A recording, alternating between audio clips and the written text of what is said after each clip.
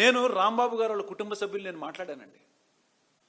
బూతులు తిట్టారంట కదండి, ఇట్లా రాంబాబు గారు కూడా స్పందించారంట కదా, మరి ఆయన కూడా తిట్టారంట కంటే ఎన్ని రకాలుగా మమ్మల్ని దూషించారో ఇంటి దగ్గరకు వచ్చి మాట్లాడారు. వాళ్ళు మాటల్లో చెప్పుకోలేకపోతున్నారు. ఇంత అరాచకం అవసరమా?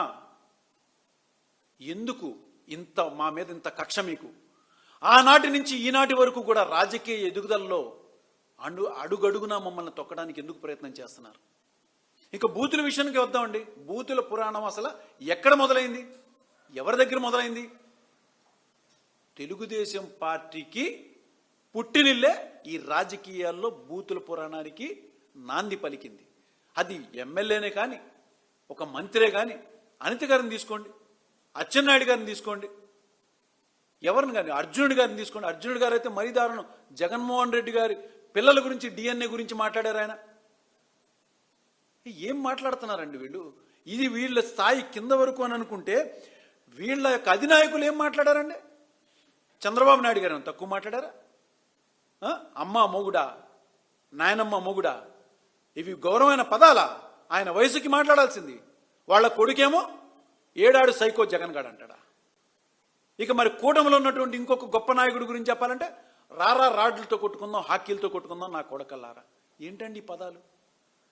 మీరు ఏమి చెప్పాలనుకుంటున్నారు? ఇప్పుడు మళ్ళీ ఈ మధ్య కొత్తగా ఏంటంటే అధికారంలోకి వచ్చి కొన్ని స్టేజ్ల మీద ఏం మాట్లాడుతున్నారు? ఇలాంటివి పిల్లల్ని చూడనివ్వకండి, ఇలాంటివి చూస్తే పిల్లలు తట్టుకోలేరని మాట్లాడుతున్నారండి. ఏంటండి ఈ డ్రామా ఆర్టిస్టులు ఎక్కువైపోయారండి రాజకీయాల్లో. దేనికైతే వచ్చారో వాళ్ళు దానికి రాకుండా బూతుల పురాణాల గురించి వీళ్ళు ఈయన తిట్టారంటున్నారా? తిట్టకపోయినా కూడా తిట్టారని చెప్పి కక్ష కట్టి ఒక గొంతుకని బలంగా వినిపిస్తున్నటువంటి ఒక గొంతుక, వైఎస్ఆర్ కాంగ్రెస్ పార్టీ తరపునటువంటి బలమైన కాపు సామాజిక వర్గాన్ని అణగతొక్కి నాటి నుంచి నేటి వరకు రాజకీయంగా మాకు ఎదుగుదల లేకుండా చేయాలని చేస్తున్నటువంటి ప్రయత్నానికి మాత్రం ఇవాళ మేము చరమగీతం పాడడానికి తప్పనిసరిగా మేమందరం ఏకమవుతున్నాం. గుర్తుంచుకోండి. మీడియా ముఖంగా నేను ఈ విషయాన్ని చాలా స్పష్టంగా తెలియజేస్తున్నాను. బూతుల పురాణాలు మొదలుపెట్టింది మీరు, అడ్డగోలుగా తిట్టింది మీరు. ఇవాళ కూటమిలో ఉన్నటువంటి కాపులకైనా కూడా న్యాయం జరుగుతుందా? ఎంతమంది సూసైడ్ వీడియోస్ అంటారు చూసారండి? సూసైడ్ వీడియోస్ లాగా సెల్ఫీ వీడియోలు చాలా మంది పెడుతున్నారు. మాకు సరైన గుర్తింపు లేదు ఈ పార్టీలో. మమ్మల్ని అవమానిస్తున్నారు, మమ్మల్ని కొడుతున్నారు అంటే ఆ కూటమిలో ఉన్నటువంటి అధినాయకుడు ఏమంటున్నారంటే ఇంకా 15 ఏళ్ళు మీరు భరించాలి. ఏ కాపులకైతే నేను న్యాయం చేస్తానని తీసుకెళ్లి కూటమిలో కలిపాడు ఆయన అనే పదం ఏంటి తెలుసా? ఇంకా 15 ఏళ్ళు మీరు భరించాలి. లేదండి, చాలామంది నేను ప్రజల్లోకి వెళ్ళినప్పుడు స్పందించి వాళ్ళు మాట్లాడుతున్నటువంటి విషయాలు నాకు చాలామంది చెప్పుకోలేక బాధపడుతున్నారు. చాలా పెద్ద తప్పటడుగు వేసేసాము అని చెప్పని, నాయకత్వ లోపం ఉందని చెప్పని గబాల్ని మేము ఈయనని నాయకుడిగా ఒప్పుకున్నందుకు మమ్మల్ని తీసుకెళ్లి వాళ్ళ గుమ్మాల దగ్గర కాపలా కాయించి వాళ్ళతో తిట్టించింది కాకుండా బూతులతో వాళ్ళు అవసరమైతే కాలుతో తంతున్నారు, లేదా ఎవడరా మీ దిక్కున్న నాయకుడు చెప్పుకోండి అంటున్నారు. ఎస్, మాకు గౌరవం ఎక్కడుందో కాపు బిడ్డలుగా మేము అక్కడికి వెళ్తాం. జగన్మోహన్ రెడ్డి గారు మాకు ఇవ్వాల్సినటువంటి పదవులే కానీ గౌరవమే కానీ వాళ్ళ తండ్రి గారి దగ్గర నుంచి రంగా గారికి, రాజశేఖర రెడ్డి గారికి ఉన్న అనుబంధం దగ్గర నుంచి చూసినా కూడా ఇవాల్టి వరకు మాకు ఆ కుటుంబంతో ఉన్నటువంటి ఒక గొప్ప అవినాభావ సంబంధం, ఆ గౌరవం ఇవాల్టికి దక్కుతుంది. కానీ ఆ రోజు నుంచి ఈ రోజు వరకు కూడా మీరు చూస్తే తెలుగుదేశం పార్టీ అనేది కేవలం కాపుల్ని ఓట్లు వేయించుకున్న తర్వాత మీతో మాకేంట్రా అని చెప్పని ఏరు దాటగానే తెప్ప తగలేసేటువంటి పద్ధతి. బూతుల పురాణాల గురించి వీళ్ళు చెప్తున్నారు. ఇక ఆయన సంస్కారం గురించి మీ అందరికీ తెలియంది ఏముంది? ఏదైతే ఎలక్షన్లో నెగ్గడానికి కేంద్ర ప్రభుత్వంలో ఉన్నటువంటి బీజేపీని వాడుకుని ప్రధానమంత్రి అని కూడా చూడకుండా ఆయన వయసుకి, ఆయన పదవికి, కనీసం వాళ్ళ అమ్మగారు 100 సంవత్సరాలు ఆమె, వాళ్ళకి కూడా గౌరవం ఇవ్వకుండా తిట్టినటువంటి ఈ చంద్రబాబు నాయుడు గారు ఆ పార్టీలో ఉన్నటువంటి కార్యకర్తలు బూతుల గురించి మాట్లాడుతున్నారు. ఇంకా గొప్ప విషయం చెప్పమంటారా? ఆ పార్టీలో బాలకృష్ణ, ఇక ఆయన నోరు తెరిస్తే స్త్రీలను చాలా గౌరవిస్తాడు. ఆయన కనిపిస్తే ముద్దు పెట్టేస్తాడు, లేదా కడుపన్న చేస్తాడు. అదే ఆయన నోటెమ్మడి నుంచి స్త్రీలకు ఇచ్చేటువంటి గౌరవమైన పదం. ఇంకా ఆయన కాపుల గురించి వద్దామండి. కాపుల గురించి ఆయన మాట్లాడే పదం ఏంటో తెలుసా? అలగా జనాలు ఎంతోమంది పార్టీలు పెడతారు, చివరాఖరికి మా దగ్గరికి వస్తారు, కాళ్ళ దగ్గరికి అని అన్నారు. ఇప్పటికైనా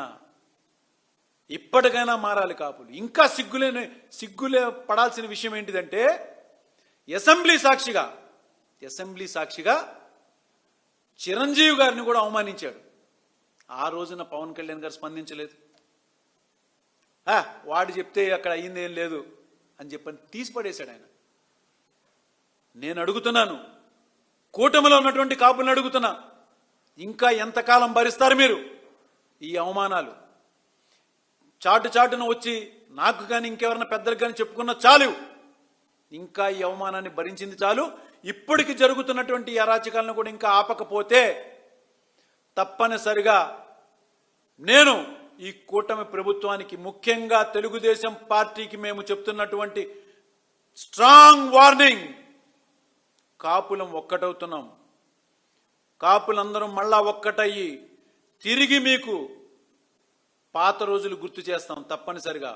బ్లడ్ బుక్ రాజ్యాంగం అనేది మీకు కాదు, రెచ్చగొడితే కాపుల దగ్గర నుంచి వచ్చేటువంటి ఆ రాజ్యాంగాన్ని రాయగలిగేటువంటి కెపాసిటీ మాకొక్కళ్ళకే ఉంది.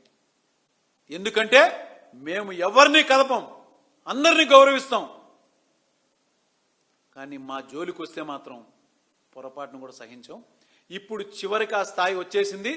ఎలా అయితే అంబటి రాంబాబు గారి మీద చేయించినటువంటి ఆ దాడుల విషయంలోనే కానీ, ఆయనని వాళ్ళ పోలీస్ స్టేషన్లో పెట్టి హింసిస్తున్న విధానమే కానీ అన్నీ కూడా మేము చాలా జాగ్రత్తగా పరిగణలోకి తీసుకుంటున్నాం. అందరం ఏకమవుతున్నాం. ఏకమయ్యి పెద్ద ఎత్తున మళ్ళా తిరిగి ఉద్యమం మొదలుపెట్టి ఈ తెలుగుదేశం పార్టీని భూస్థాపితం చేసేంత వరకు కూడా నిద్రపోవని చెప్పని నేను తెలియజేసుకుంటున్నాను. జరుగుతున్నటువంటి పరాకాష్ఠలో ఎదుర్కొన్నటువంటి సంఘటనలు మీ ముందు ఉంచాలని చెప్పనే ఇవాళ నేను ఈ విషయాన్ని మీకు తెలియజేయాలనుకుంటున్నాను.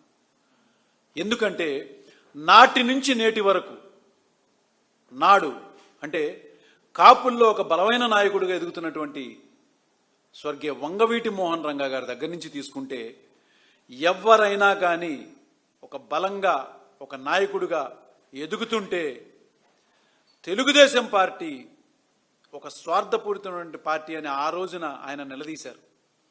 ఆయనని ఎంత దారుణంగా అధికారంతో హతమొందించారో మీకు తెలుసు. మరి తర్వాత నాయకులు ఎంతమంది ఈ తెలుగుదేశం పార్టీని నిలదీస్తున్న వాళ్ళల్లో పేర్లు చెప్పుకుంటూ వెళ్తే ముద్రగడ పద్మనాభం గారి గురించి మనకు చాలా స్పష్టంగా తెలుసు. ఆయన ఎంత దారుణంగా ఆయన సతీమణిని, వాళ్ళ కొడుకుని, కాపుల గురించి మాకు న్యాయం జరగట్లేదని ప్రశ్నిస్తే హింసించారో మీకు తెలుసు, మనందరం చూసాం. ఇక ఇప్పుడున్న పరిస్థితుల్లోకి తీసుకొస్తే పేరు నాని గారిని కానీ, అంబటి రాంబాబు గారిని కానీ, ఈ మధ్య కాలంలో జరుగుతున్నటువంటి ఒక 3 నెలల క్రితం పార్టీ ఏదైనా కానీ తెలుగుదేశంలో ఉన్న కందుకూరు నియోజకవర్గం ఒక దార్కా